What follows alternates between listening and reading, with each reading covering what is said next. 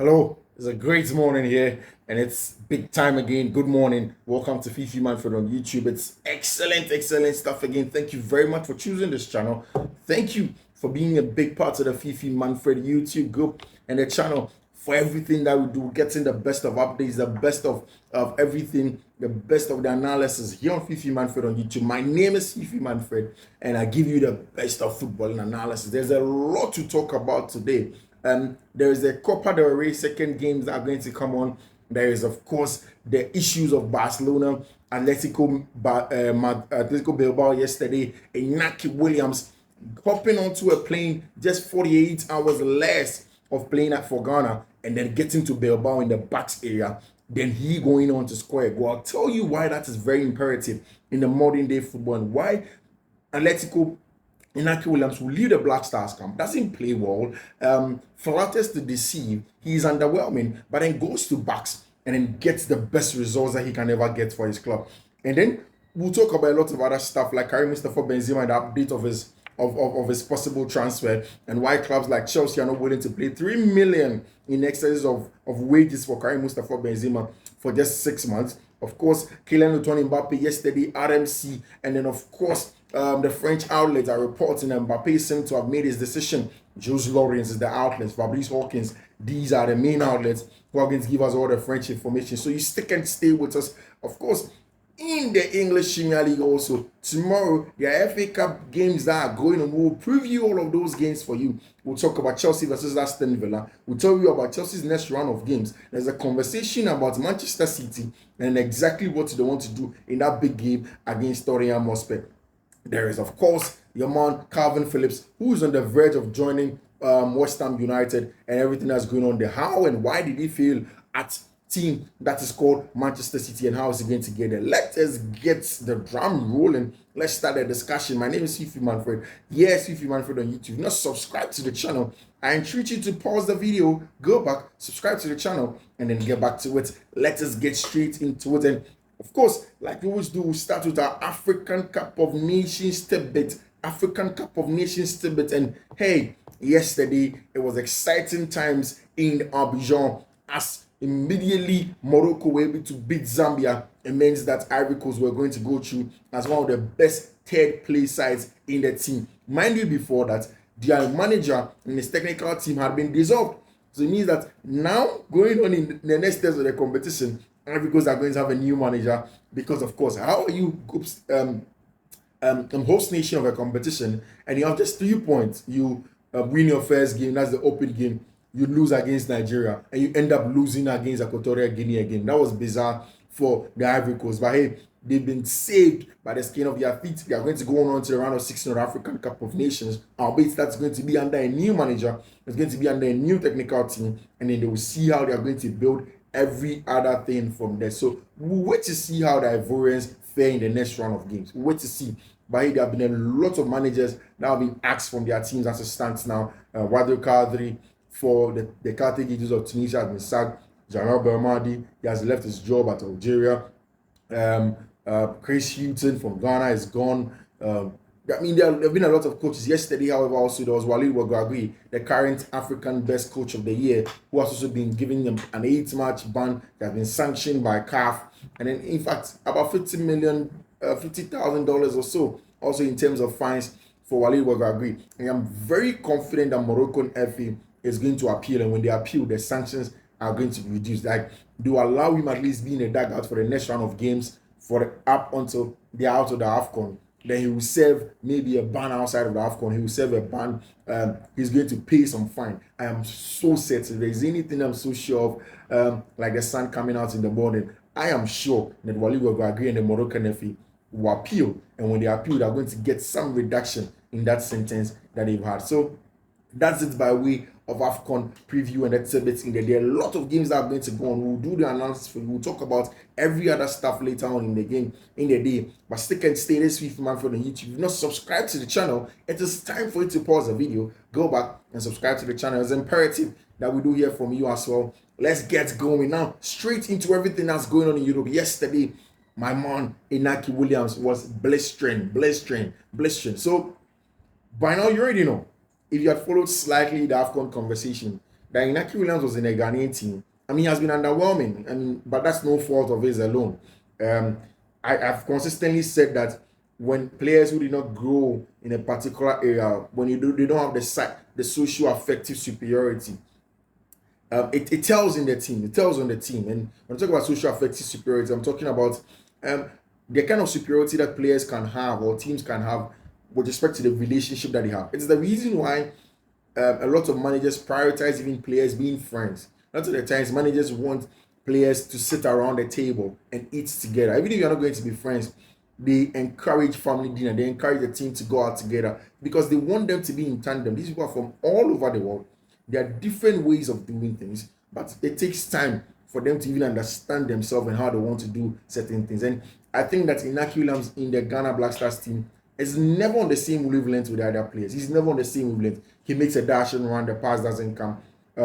He wants to come short, they go long. I mean, it's just not it. And yesterday, he got onto a private jet, got to Bucks. I hear Athletic Bilbao paid for that private jet. He got to Bucks in the morning. There was a big game in the Copa del Rey against Barcelona in the evening. In fact, when the lineup came, he was on the bench. And in the second half, where Atleti needed a goal, his brother was already doing brilliant stuff on the field of play. In the second half, Inaki Williams gets onto the field of play. He goes in there and he manages to score for Barcelona. Manages to score for Atletico Bilbao, and they end up winning. And in the Bucks area, this is the reason why they love him. And he said it to the fans that this is why I wanted to come back. This is why I wanted to come back. I knew I could score. This is my hope. I feel it. And exactly, he went in there. He got the job done. He scored an all-important goal. I mean, ideally, Inaki should be paying for the Spanish national team because how much more do you need to prove that you are Spanish than being born in Bucks? They are just a close-knitted group of people in the Bucks area who just believe in themselves, pick themselves, choose themselves. Everything that they do is just themselves. And of course, they are the real embodiment of everything Spanish culture. But hey, he doesn't seem to get a looking into the Spanish national team. And then, of course, the fact that his parents are from Ghana, he chose to play for Ghana. But yeah, Inaki Williams yesterday was blistering. And I'm telling you today, it is because of the social affective superiority. Look it up. That's the reason why Inaki is very, very successful in Atletico Bilbao. I don't know if you know, Atletico Bilbao are one of the only 4 clubs that have never been relegated. Never been relegated. Inter Milan, Real Madrid, Barcelona, and Athletic Bilbao. That's just something I just gave you in there. So, but Barca lost. And I think that Xavi is actually under a lot of pressure now. And it's proper pressure, and it's deserved. He spoke after the game where he said that if at the end of the season, Barca are unable to get results, he knows that he won't be there. And that's true. I don't think that even after winning the Spanish La Liga, if this season becomes largely underwhelming, if you don't go through in the next rounds of the Champions League, if they don't manage to get anything or perform well, better, try to defend their title better rather than what they are doing in the Spanish La Liga, and they being out of the Copa del Rey, Xavi is in a lot of trouble. Mind you, they played in the Supercopa de España, they lost it to Madrid, and then there is a lot more to come. And it looks as if a lot of Barca fans believe that Xavi is in the game. And I'm beginning to understand. You watch the Barcelona game and they lack something. They lack more telepathy. They lack the combativeness that you would want to have in that, especially in transitions.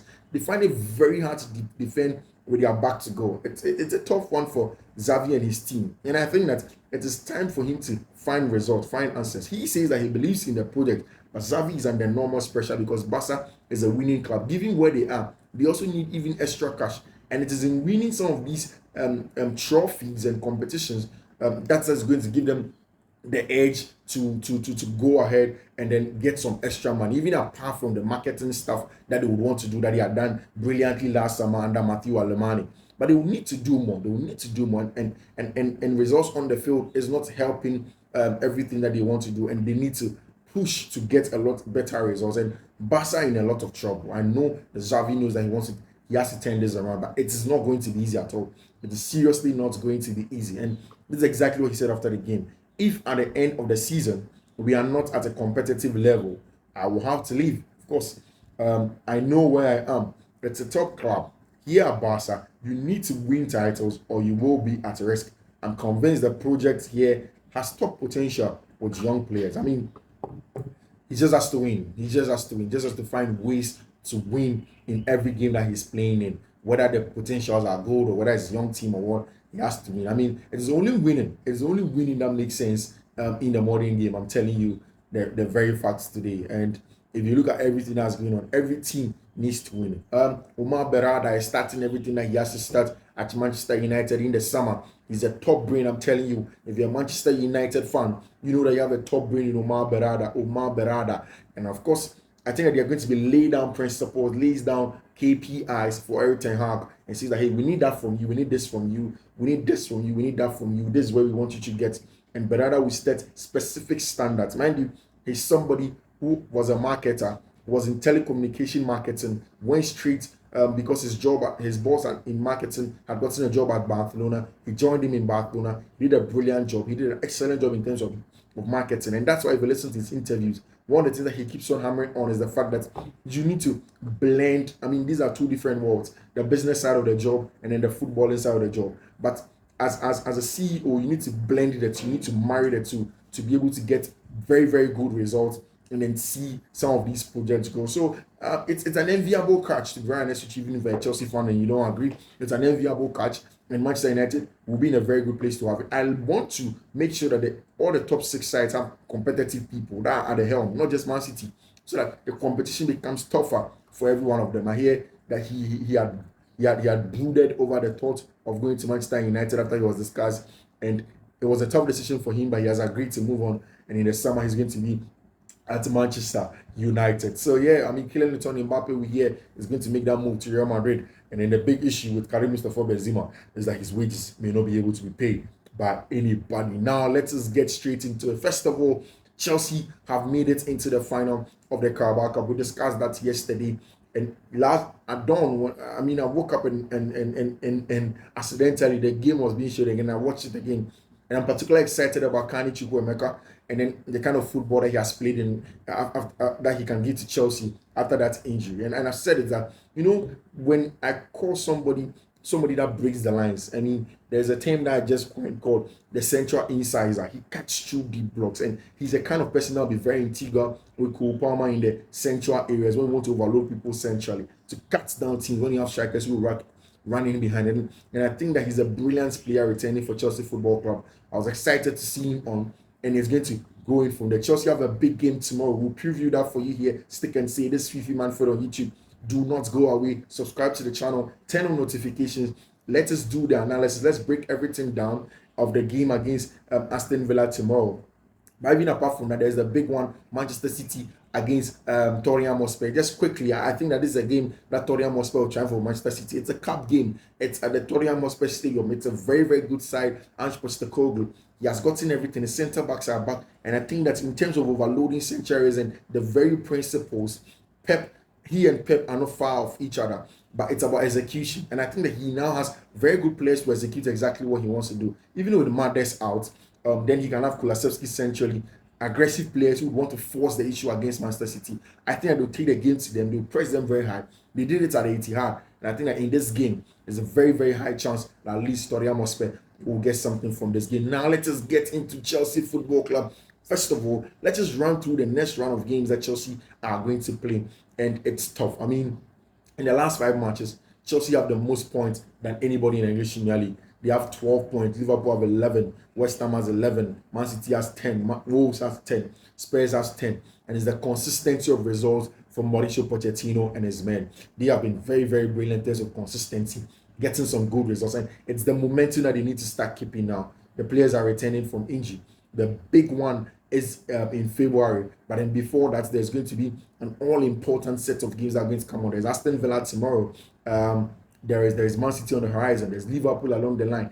They are difficult games for Chelsea to play. And if they're able to go through this run very, very well, then I'm telling you, Mauricio Pochettino would have all but built that stable unit that will get results for him in there. And it starts with that game against Aston Villa tomorrow. So, Aston Villa is a tough side. Unai Emery has done a brilliant job in terms of building and holding a strong unit squad together.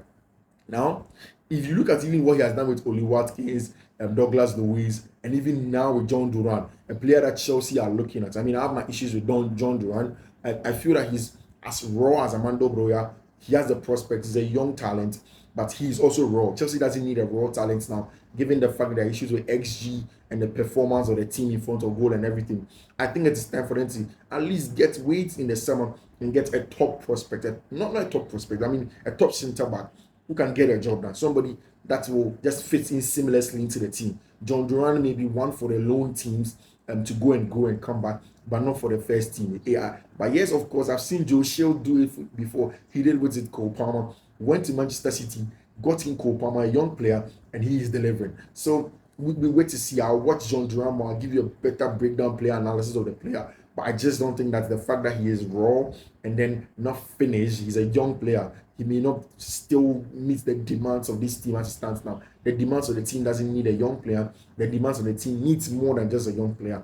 But hey, let's see how this goes. After the game against Middlesbrough, where Chelsea won by 6 goals to 1, Mauricio Pochettino said that he's excited that he's going to play in the final again in England. He has never won a trophy there, and he says he's desperate to win a trophy in England. And I think that makes sense. There's even a better opportunity with another cup game in the FA Cup, and this is a trophy that Chelsea have succeeded in it for a very, very long time. For a very, very long time. This will possibly be the first trophy under the new era. Mind you, the first trophy under the Roman era was against Liverpool. So the omen and the stars seems to be aligning in the line of Chelsea. But hey, you never know. The game has to be played. It's a long footballing session. Both teams tend to be playing draws. They don't enjoy playing against each other because nobody gets to win. But the bigger hurdle tomorrow is the game against Aston Villa.